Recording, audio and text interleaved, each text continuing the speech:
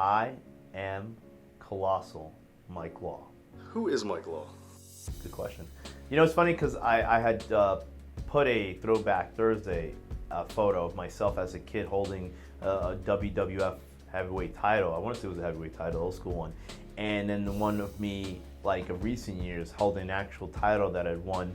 And, you know, I was saying to myself, like, what happened to that kid? You know, that little kid just, he didn't know anything other than, like, I love the WWF. I feel like through all the turbulence and the time in wrestling and just in life, like, I feel like I've gotten so far away from what that kid was that I don't know. Sometimes it's weird. I remember having this conversation on who the real person is. Like, is it the person that sits before you? Like, having this conversation, is it the person who, you know, goes home to your family? Is it the guy who you see on, you know, on video or YouTube or TV in Colossal Mike Law? I don't know. I think it's a combination. I'm a combination of everything that I've experienced in order to bring to you the individual that you see today. I keep true to my original self as far as, you know, taping up the fist. I always tape this one up. I don't tape this one off as often, but I always tape this one off. And it just goes back to when I started training. So I've always been a wrestling fan. You see, my grandfather, he was a huge wrestling fan. So my mom and you know, her siblings, they all used to sit around and watch TV with my grandfather. My grandfather died the same year that I was born. So it was one of those things where I know, like, in my blood, like that bloodline, that in my heart, that even though he never got to see me perform or wrestle, that transcends. The earliest recollection I had was probably my Uncle George, was a huge wrestling fan. I think it was a Saturday morning, we were watching it. It got me, it just spoke to me. I always knew that in my mind and my heart that I was gonna be a professional wrestler because it was something that was embedded in my DNA.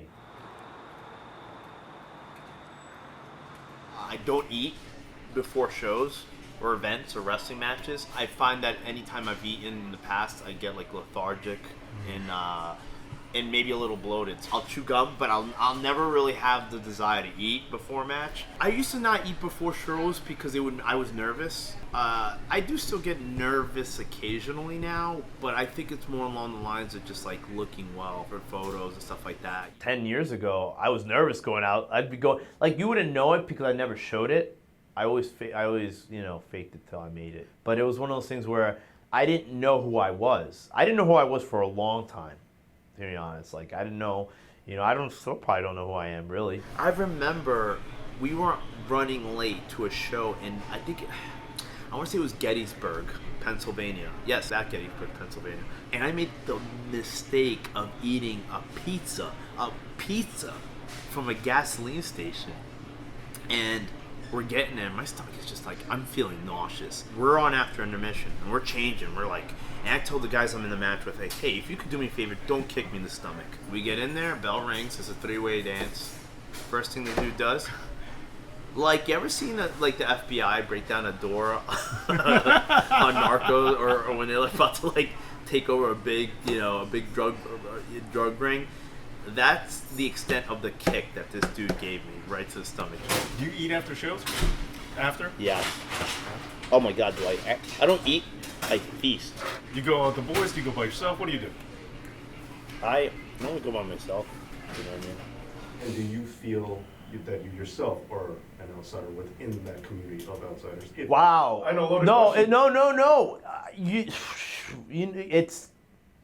I swear to you, you've read my mind, because I literally was going to tweet that the other day. How as an outsider, like, I feel at times like I'm an outsider in a business that supposedly welcomes outsiders. You know, I've always kind of been a loner for the most part, and maybe that's it. Maybe that's more on me. Like, I don't go and hang out, you know, the boys and the girls after the shows as often as I should. You know, and then that's probably more on me. But yeah, I mean, sometimes I do notice that, like, I feel like I'm an outsider in the wrestling industry. Block his face. just put a smiley face on. We can't have him on tape. You go back and forth. We're just joking. Maybe. No, I remember wrestling the Super 8, and I wrestled Chase Owens. And I remember AJ Pan, who's a great friend of mine. He's one of my managers. And I remember him and I being very emotional because his mom had just passed. And her whole thing the year before when I was in the Super 8 and I got ousted really rather quickly was how pissed off she was about it. And I remember thinking how she would have been elated to have seen us. It was a fantastic match. He won with a package pile driver. And I remember just crying, like bawling. And Chase being like, hey, he's a competitive guy, but Chase being a true class act, had thought that he like broke my neck or something. I couldn't even talk. I was just crying like hysterically. I guess all that emotion, plus, AJ's mom passing away, just flood. It was just a sense of accomplishment. But it was almost like I knew that despite that they weren't there physically, they were there with me, like they were there. My mom, anything my mom makes is fantastic. I would say rice with gandules, or beans, rice and beans. It's a Puerto Rican to me. It's funny because people are like, you're gonna think I'm weird, but like I always thought that rice-a-roni was highly underrated. Like if you could get. No, listen to me here. Listen, and I Goya, but I'm just saying, like, if you were to put together a nice salad with some balsamic vinaigrette, with some like rice-a-roni, I'm just saying, like, they have some good stuff. You got to give them a shot. Wrestling for the ECWA and the Super 8 was always like something that I used to talk with my friend Brandon Kaplan. Spiral, BKNY. And I remember like saying like, oh, we'll get there one day. If you look up Spiral BKNY, I mean, he used to do some insane, innovative shit. Like, I mean, stuff way before his time. Granted, unfortunately, a lot of the stuff was very dangerous. He paralyzed himself a few years back at a training in New Jersey. I wasn't there for it. I think if had I been there, I probably would have quit wrestling. I mean, I wouldn't have been able to like look past the fact that I saw one of my really good friends get paralyzed. But yeah, he did a 630 and he landed off the padding and like broke his neck. And unfortunately never recovered, and he died about 2 years ago.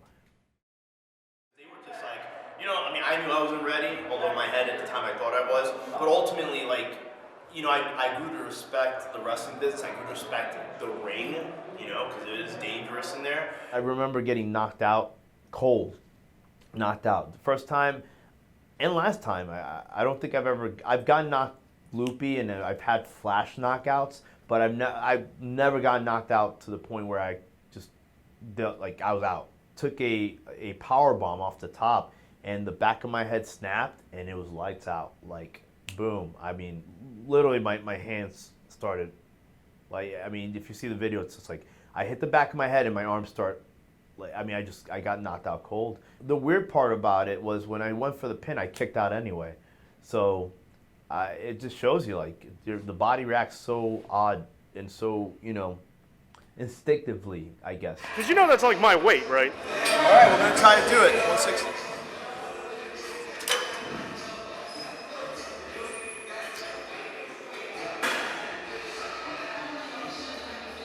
I used to work as a student aide at Hofstra, landscaping, and I just remember thinking like, man, like, I don't understand that there's so many people that I know that are like moving on up, making big moves, and here I am at 6 in the morning on a Saturday picking up garbage. I had a lot of doubt in myself. I had a lot of just, voices in your head that they're telling you, well, you can't do this. Like, what makes you special?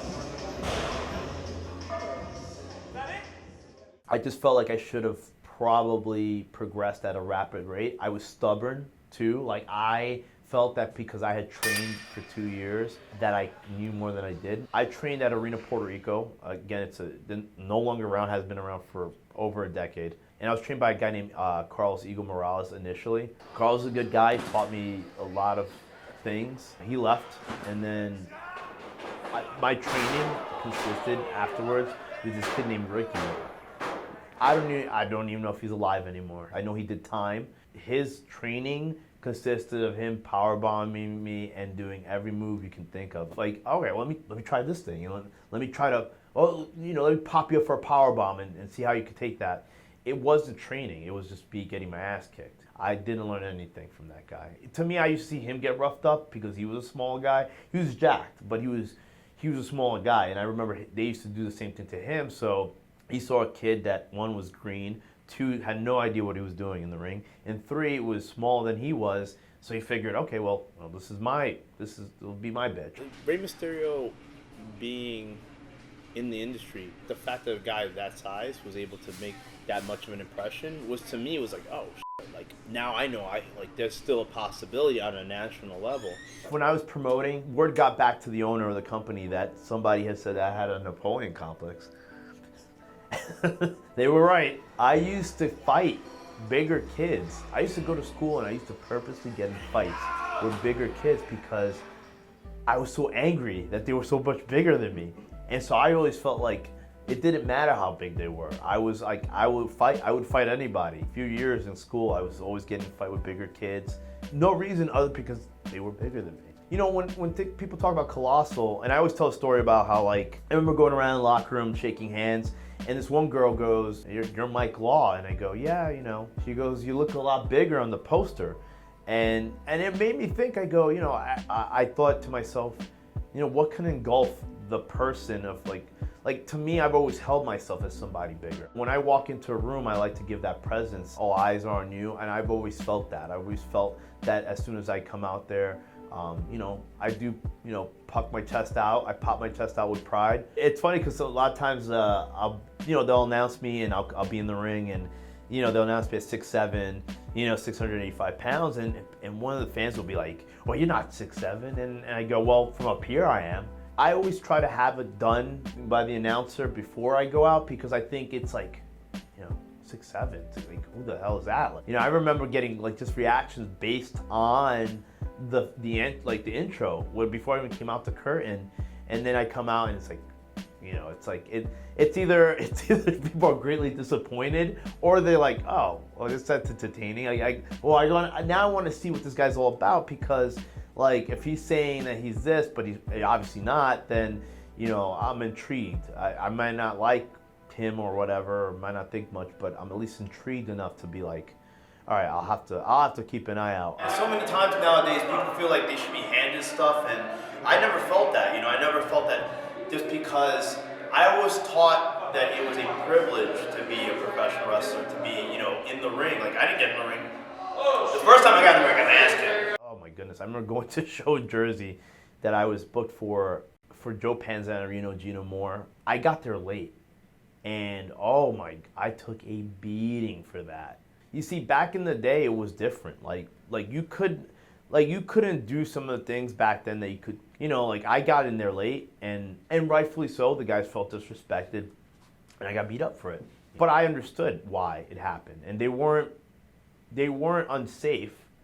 They weren't like trying to hurt me. They just said, hey, you messed up, and you know, this is what happens when you do that. And they kept everyone in line. I think it's different now where guys are it's the Wild West in terms of people allowed to do a lot of things now that if you had done that back in the day, you're either going to get your ass kicked in the ring or when you went to the back, you were definitely going to get your ass kicked. There's part of me that thinks that sometimes that needs to come back. Not like a malicious, like thrashing, you know, like there was that I was seeing go down at the doghouse that you probably would go to jail for nowadays. I mean, I'm not even kidding you. There needs to be that gatekeeper that says, you know, when guys get out of line, that there needs to, like, you know, just show them how it is. I don't believe in the philosophy like less is more or whatever. I kind of believe in the idea that always give people enough. Never like half-ass it. Always give, whether it's the emotion, whether it's the intensity, whether it's the selling, the movements, like give them enough to always satisfy them. Always give them enough to get them to come back. I remember a couple years ago, there was something on a message board, back when those things were a big deal, about a fan. He said, man, I was so excited to see this guy. And he had all this promise, and he had this fantastic match with Spiral, and then he got lazy. And like, I don't even know why they bring him back. And I remember sticking out to me, and not so much because he said that, because he made me think, you know what? He's right. I did get lazy. All I cared about was going out, hanging out, you know, getting with girls at the time, all that jazz, and not concentrating. And after that, it was always about making an effort to make sure that everyone got their money's worth and creating memories for people. That's important to me. I've never gone in there expecting anything, but I always feel like I left everything in there for them, you know, especially because Capital, you know, has helped propel me in ways that other companies probably weren't going to invest in. You remember the story I'm talking about? Yeah. Yeah. You can't forget that one. Like, we live in an age now where there's a lot more tolerance than there was back in the late 90s, early 2000s. So when I started wrestling abroad, like I started going to Pittsburgh and I started to branch out, you know, because I was always told not to stick it to New York. Go get outside of New York, and I did that. But I remember debuting in PWX in Pittsburgh for Jim Miller. They said it's a family show, so no cursing. I go, perfect, you know, I mean, I'm okay with that. Don't need a curse to get myself over. I come down the rampway, my music hits, and the first thing I hear from one of the kids, and I'm not talking about like a teenager, this was like an 8-year-old kid saying, go back home, you f***ing s***. And I was like, okay. If you had to pick one wrestler as the heart of Capital Wrestling, who would you say it is? I mean, there's only one logical choice for who is the heart of Capital Wrestling, and that's Colossal Mike Law. He's a guy who, since day one, has given 155%, and a man who connects with the audience in a way that, I mean, personally, I've never seen. It's got to be the Colossal Mike Law. Because it could go the wrong way. It could be smarmy. It totally could go the wrong way. Secret to being a good babyface, man, is just, it has to be organic. That's it. They're not gonna react to the hokey, like, yeah, let's do it. Yeah, you know, like cheesy 80s bullshit. It's also circumstance. Capital Wrestling had a situation. It was one of the things where I was given the ball, and I give Marcus Dowling and Matt Ryan all the credit for that. I wasn't necessarily the most comfortable in being a face or good guy, because I tried to do it a few other places, and it just came off as hokey. Like, to me, it's intensity. It's going out there and commanding the audience. Let's say it's just me taking a beating and not backing down, despite, like, you know, the guy being bigger than me, you know, which for a lot of cases it is. It's me never giving up, but fighting back and just showing the intensity. And when I do come back, when it's my time to fire up, I'm gonna lay it in, and I'm gonna let them see the veins popping from my neck to my bicep, and letting them, like, feel the moments, you know, like, the moments are huge in professional wrestling. I like to strain everything when I do certain things. I try to make every little thing mean something. So if it's something where him and I are doing a collar with tie-up, it's going to be aggressive. I try to make every little thing kind of mean something. So that way when you build up towards the finale of the match, you can see, like, oh, like, these guys really went at it.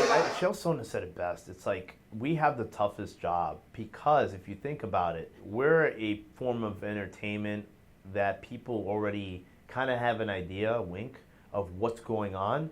And so we have to get them emotionally involved. It's just having that ability. That's what it is now, the magic of getting someone involved with their emotions, despite the fact that they already know what they're heading into. So you want to be able to be vocal at any point in the match, where you're trying to, like, convey whether you're angry, you're surprised, you're getting one over on your opponents. People want to hear. They don't want to see two mutes go at it, in the sense that if you can be vocal, vocality is a very big thing in the wrestling industry. There's so many guys nowadays are so concerned, like, all right, what I got to do next? What I got to do next? That they forget that. And so you want to be able to be vocal at any point in the match. My last question for you is, why should anyone care about Mike Law? That's a good question, because sometimes even I don't care about myself. You know what I mean? And that's just that's sometimes in our mental state where we're at the lowest of our low, that I start thinking to myself that but I know that the time and the energy and the effort and the tears and the pain and the loneliness that I've felt on this journey, that I would never ever go back and I would do it again 10 times over. I've been blessed enough to know that I've been able to go in there with anyone and put on the best possible match, not only for myself, for my opponent, the promoters, but the fans. They're the customers. They're the ones that are paying their money to come see us, and I will never forget that. I know a lot of people do forget that, unfortunately, when they make it to some certain level. I will always work hard. Just know that when you see me, you'll see something that will create a memory for you, whether it's me walking the ring, whether it's the barbell, whether it's the match itself. I will always try to leave an impression on people that will last them, and they'll know when I'm dead and buried, that legacy of what I've left was just that. This guy was awesome, and you could tell he loved what he did. He had a passion for what he did, and he had a passion for the art of professional wrestling, the sport of professional wrestling, and that's what I seek to leave. That more than anything is for people to know on a worldwide audience that's who I am. When you talk about Mike Law, you talk about somebody who's passionate and has nothing but love. That same kid that you saw with the WWF title at 5 years old is truly done full circle and is now the person, the man that you see right in front of you. I am Colossal Mike Law.